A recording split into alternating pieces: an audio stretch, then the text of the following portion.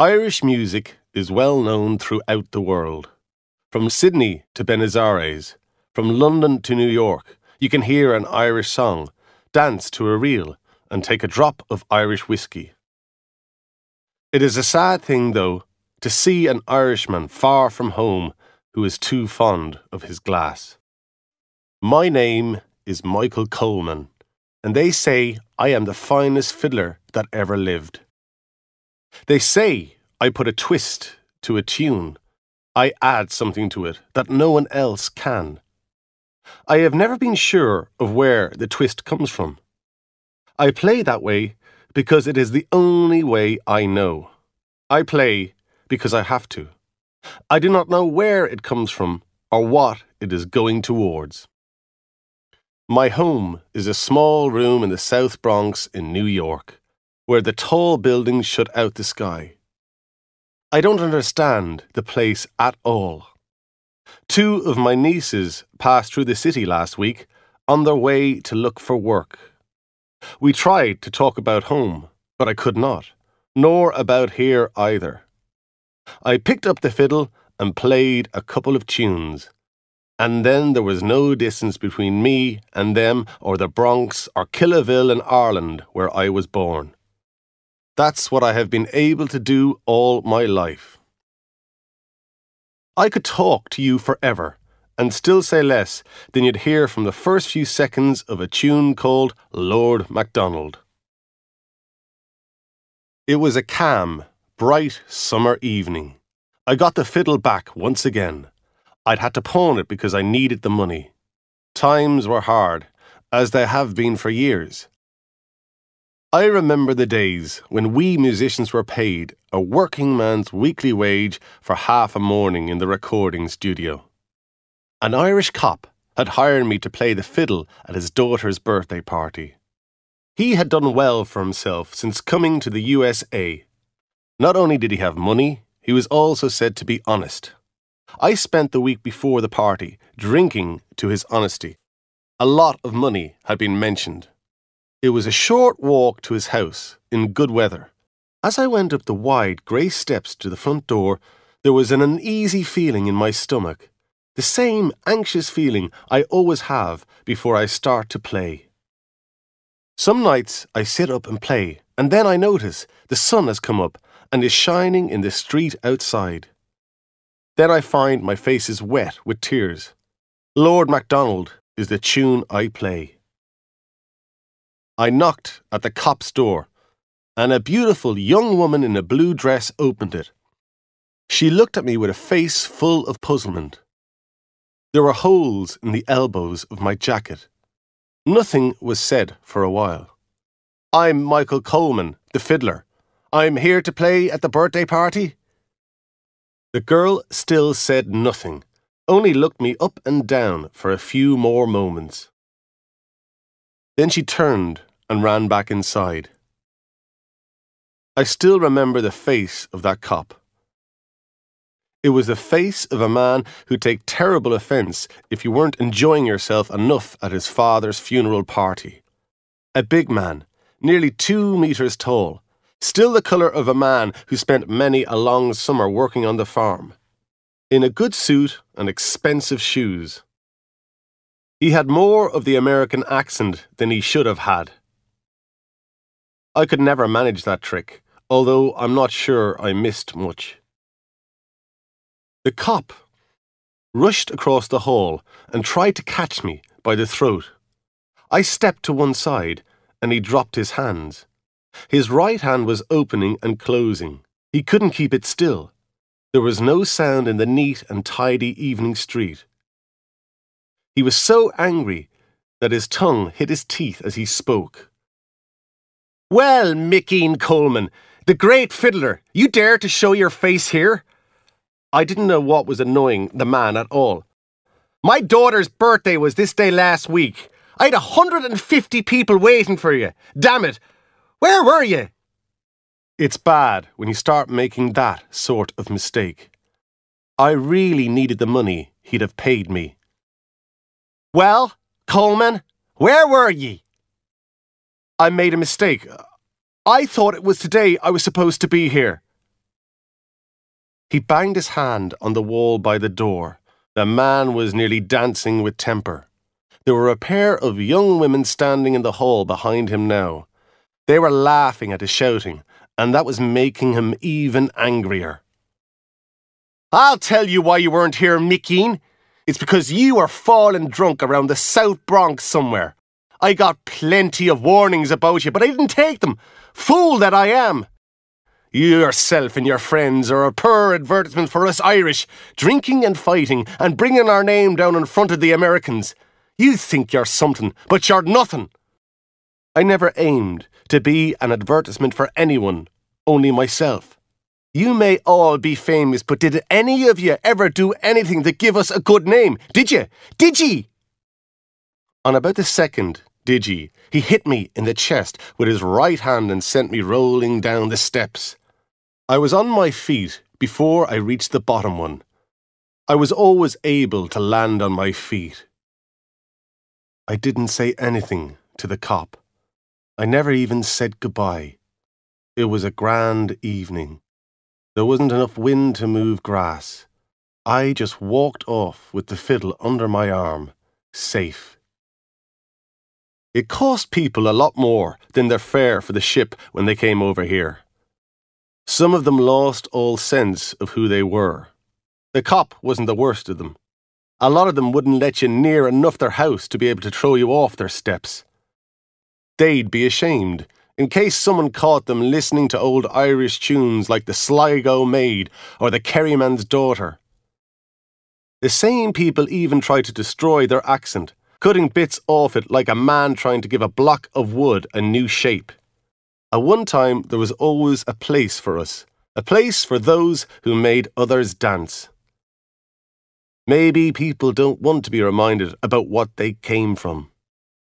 Because they're frightened, they haven't moved as far away from it as they think they have. The fiddle was pawned again, and I was in a bar, a quiet bar, drinking whiskey. I learned to drink at those dances where you'd accidentally break a string on your fiddle if they weren't refilling your glass quickly enough. I used to take my whiskey with friends and laughter then. Now, I like to drink alone. The drink only makes me feel okay these days. Still, in bad times, okay is good. The twist, that's what they say I have. What I put into a tune that the others can't. You can't try to put the twist into your playing. It has to be part of it.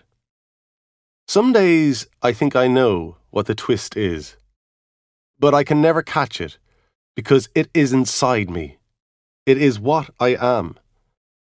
The drinking, the way I could never stay in one place, the blackness I see in front of me some days, the dreams I have in the night, all there in my fiddle. Whatever it was that was wrong with me leaked out through my fingers, and they heard it as the twist. And sometimes I think I have nothing to do with it at all. When the first records were sold, 78s they were called, I saw men and women dancing and laughing and crying at the same time, at my playing. I'm a farmer's son from Killaville. How could it be me that did that? Maybe the fiddle wasn't the instrument at all. I heard there were men at home who wouldn't eat for a couple of days so they could buy those records. Men who knew me did that. We had come to America to record this Irish music to be sent back to Ireland for people there to buy, and yet we'll never see Ireland again. Things are wrong in this world, so they are. I was never too eager for work. That was well known around the place at home. All I wanted to do was walk the countryside and play music. Some men will kill for land, others will die for a woman. I lived for the music of the dance, fast and slow, sad and sweet. Everything else on the face of this earth was forgotten when I picked up a fiddle. The coldness of the city meant nothing to me when I was playing well. If I could hear the twist, it meant the life I was living was all right for me. I'd only just got back to Killaville from London when I came to the USA. Big cars and bright lights, a law against drinking, theatres full of girls singing and dancing, and dollars. You couldn't feel right in it unless you were born in it, and even then, you might not. You'll always look back at the place you came from and think it was better. At home, we started with an innocent life, walking home from village dances across pale, wet fields, looking at birds on the moonlit lake, playing a tune across the water in the early morning with no other sound in the clear, cold air. But it was a false life. False because it wasn't right to let people live a life like that if they weren't going to be allowed to stay in it, if they were already marked to go someplace else. They didn't prepare us for New York or London, Boston or Manchester. There was bitterness and jealousy and hunger at home. That's true. I can't say it isn't. But is it fair to be punished with a slow death from a bleeding wound? I look at people's faces when they hear the names of tunes from home. The boys of Ballisadaire and the plains of Boyle. And I know they are dying inside. The night the cop threw me down the steps, I called at Seamus Anderson's house. I was full of whiskey, but I knew he had a fiddle in the house. I wanted to sit up and play music all night. I needed to feel that moment in the back of my head when I would know I'd got there. And then it would disappear before I could catch it, and I would have to try and create it again. Seamus owned a bar. Like the cop, he lived in a good house in a good area. I managed to open the garden gate, although I couldn't see straight. But I could hear a tune in my head that would cure me if I was only allowed to play it. I never played a tune badly in my life. The drink would change everything around in my head, but I would still play the same as ever. The twist would always be there. I knocked on Seamus Anderson's door. There was light inside, but there was no answer. There were plenty of voices. A light came on in the hall, so I tried to concentrate and look sober. Seamus was a church-going man who was strongly opposed to drink, although that didn't stop him selling it. I held my breath and tried to force my eyes to look in the one place at the one time. All it did was make my head go round. I fell against the door. A woman's voice shouted, "Who's that at this hour of the night?" "Michael Coleman. Tell Seamus Michael Coleman is here to play a tune. To play Lord McDonald. Michael Coleman has landed from Killaville." "Wait there," she said, and walked away back into the house. I knew that if I didn't get into the light, something awful was going to happen. There was a lot of noise inside. It seemed a long while before she came back. "Seamus Anderson isn't home tonight. He's out of town." He had been out of town the last 5 times I'd been to the house. Still, he was a busy man, a businessman. I still felt bad, so I leaned against the door and hoped the black waves in front of my eyes would disappear. I could hear a man's voice inside the house. "Is Coleman gone? That man is nothing but trouble when he has drink in him." The voice could have been Seamus Anderson's, but I was not certain. I banged on the door and shouted for them to let me in. There was another voice, a harder one, with an unpleasant laugh. "Get out of here! Go on, get out of here!" And then to someone else, "You only have to lift him and he'll fall." In a narrow back street, me, lying on a pile of rubbish, and a good number of rats. You'll always know rats because they sit up and look you straight in the eye to let you know that's how carefully they're watching you. I thought these were real rats, not the rats I see when I've had a couple of drinks. Lord McDonald was playing in my head. There was a cop walking towards me. I realised my nose had been bleeding for a while and the front of my jacket was covered in blood. The cop was cautiously tapping his stick against the inside of his left hand as he walked slowly towards me. I stood up and stepped out from the wall, into the light. "Officer, I was only taking a rest."